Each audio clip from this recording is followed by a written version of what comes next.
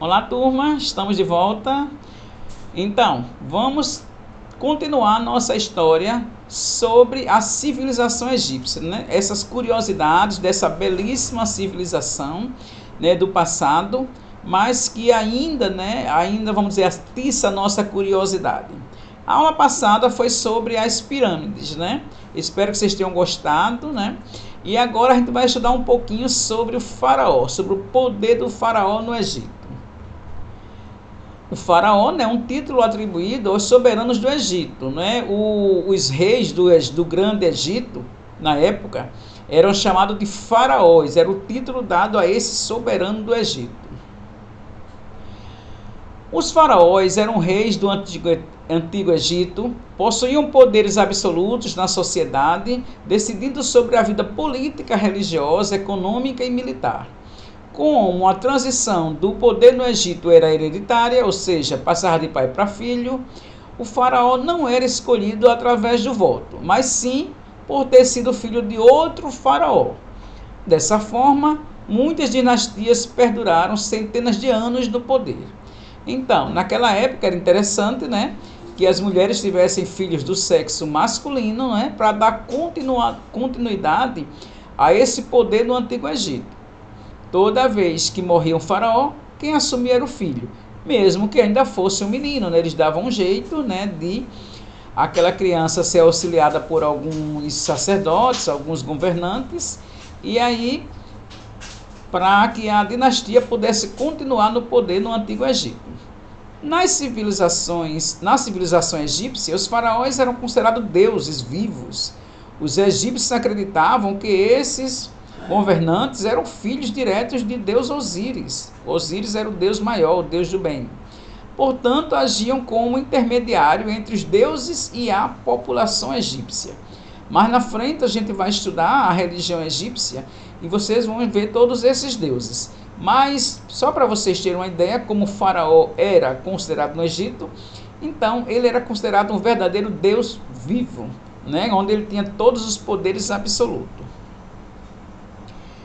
Os impostos arrecadados no Egito concentravam-se nas mãos do faraó, sendo que era ele quem decidia a forma que os tributos seriam utilizados. Então, todos os impostos do reino eram concentrados na mão do faraó. O faraó é quem dizia como esse dinheiro ia ser gasto em favor do povo.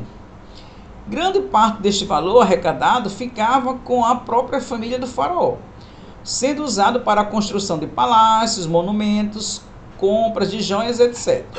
Como o faraó era um nobre, né, e toda a sua família também, ninguém trabalhava, vivia da cobrança de impostos, né, que eles obrigavam a população a pagar.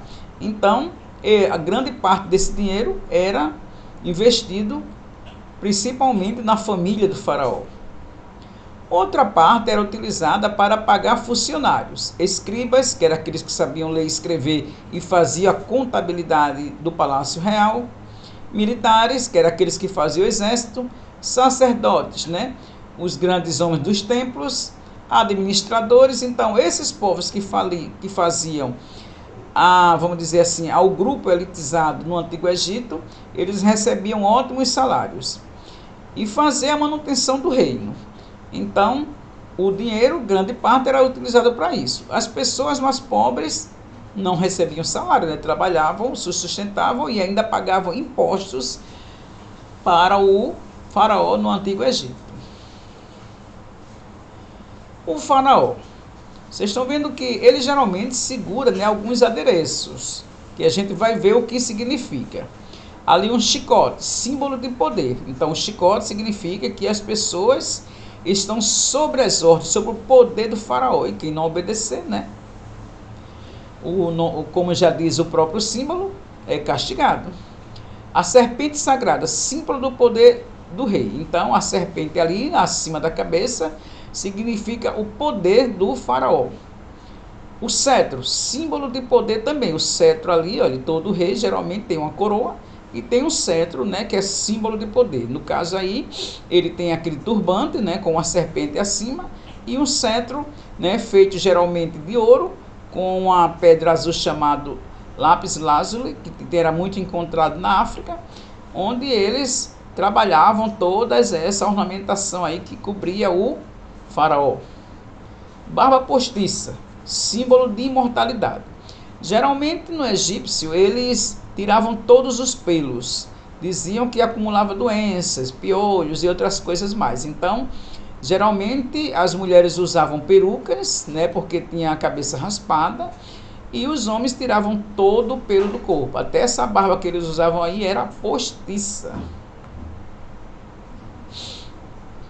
A coroa. A coroa é um dos principais símbolos do faraó. Antes da unificação, o soberano do Alto Egito utilizava a coroa branca. Eu disse para vocês na aula anterior que o Egito antes era dividido em dois, Alto Egito e Baixo Egito. O Alto Egito tinha um rei que usava a coroa branca, e no Baixo Egito, outro rei que usava a coroa vermelha. Depois que o imperador Menes, do Alto Egito, ele uniu os dois reinos, então ele passou a usar uma coroa vermelha e branca, né, que foi a união dos dois reinos, e se tornou o primeiro faraó do Egito unificado. Então, a coroa branca era o Alto Egito, a nobreza, a coroa vermelha era o Baixo Egito, a coroa vermelha e branca significou a união das duas partes do Egito, e a coroa azul era o símbolo de guerra, né? Quando eles iam para a guerra, eles usavam essa coroa azul. Geralmente o imperador, quando ia para a guerra, né? E naquela época os imperadores, eles também participavam das batalhas, não é como os nossos dirigentes de hoje, né? Governantes de hoje, que fazem as guerras e ficam trancafiados dentro dos seus palácios, dos seus castelos. Nada disso. Eles também iam para a guerra, né? E geralmente quando ele ia, ele usava a coroa azul. Menes foi o primeiro faraó do Egito. Foi ele quem unificou os dois reinos, tornando um Egito só. Ele unificou o Alto e o Baixo Egito, nascendo o Império Egípcio. Usavam a coroa dupla, branca e vermelha, símbolo da sua soberania dos dois reinos. Como eu já disse, né?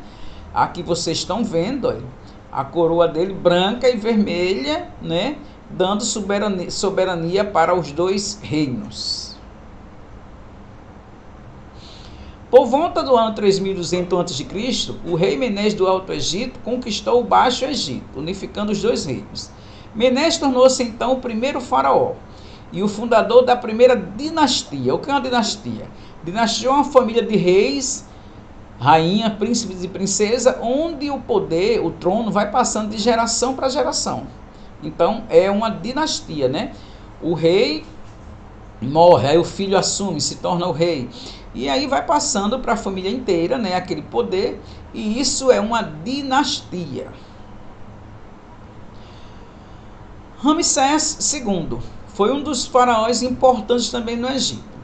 Ele governou o Egito na época em que Moisés, né, tentou tirar o povo da escravidão do Egito. Ramsés foi criado junto com o faraó, né, como príncipes no Egito. Mas aí depois, quando Moisés resolveu tirar o povo do Egito, eles ficaram em lados opostos, né? Ramsés, filho do faraó, filho legítimo, e Moisés era só filho adotivo. Então Moisés se separou, foi seguir o povo hebreu para tirar o povo da escravidão do Egito.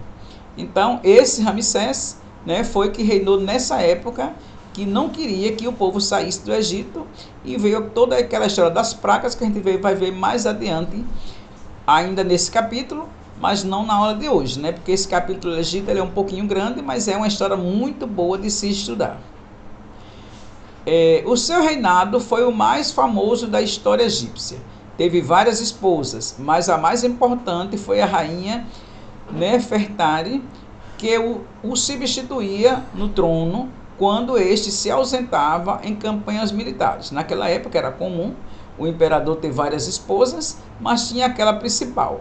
E Nefertari, que era muito inteligente, ela tomava o trono dele, né, tomava o lugar no trono quando ele saía para as batalhas. Tutancâmon, o faraó menino. Esse foi o mais famoso faraó de todo o Egito. Ele era um menino quando assumiu. Seu pai faleceu e ele era o próximo herdeiro do trono. Então, alguns historiadores dizem que ele tinha 9 anos quando assumiu, outros dizem que ele tinha 10. O fato é que ele era um menino mesmo. Então, tornou-se faraó com 9 anos, de acordo com esse historiador. E faleceu com apenas 18. Ele só comandou durante 9 anos. Restaurou o culto aos antigos deuses. Um menino mesmo, mas que tinha já um espírito de liderança e passou 9 anos como faraó no Antigo Egito. Tutancâmon, também conhecido como faraó menino, nasceu em 1346 a.C. e morreu aos 19 anos de idade, ou aos 18, como alguns dizem, e foi faraó do Egito Antigo entre os anos 1336 e 1326 a.C. Dizem que ele se casou aos 12 anos, né? Porque o faraó tinha que ter uma esposa, né? E depois que ele faleceu, né? As pessoas da família assumiram o trono. O faraó e suas realizações.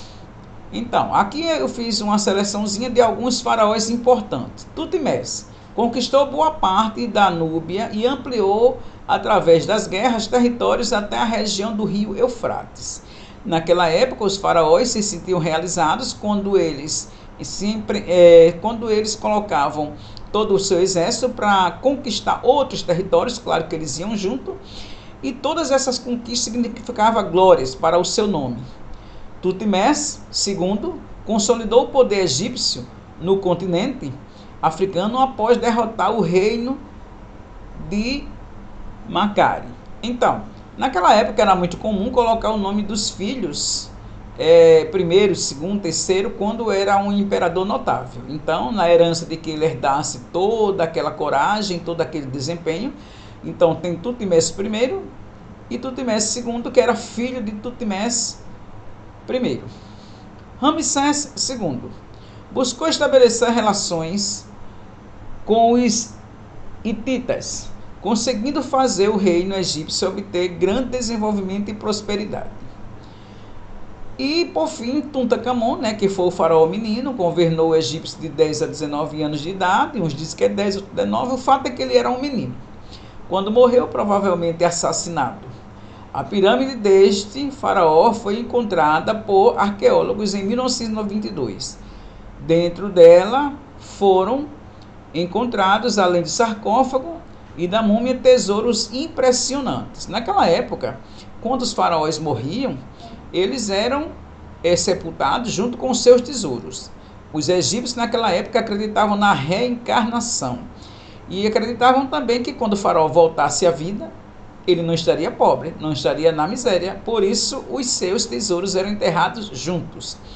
Até hoje, quando a gente vê uma pessoa que não gosta de gastar dinheiro, que gosta de guardar dinheiro, a gente diz, você parece um faraó, né? Porque parece que vai levar a riqueza para o túmulo. Herança dessa época. Então, eu espero que vocês tenham gostado dessa aula. Na próxima aula a gente vai falar sobre a religião no Antigo Egito e o processo de mumificação. Vocês vão ver como é muito interessante, porque eles transformavam os mortos em múmias, não é? Então, esse é o nosso próximo assunto. A atividade eu vou passar na plataforma. Vocês fazem no caderno e a gente corrige na nossa aula online. Essa semana nós teremos sim aula online. Beijo grande e até a próxima.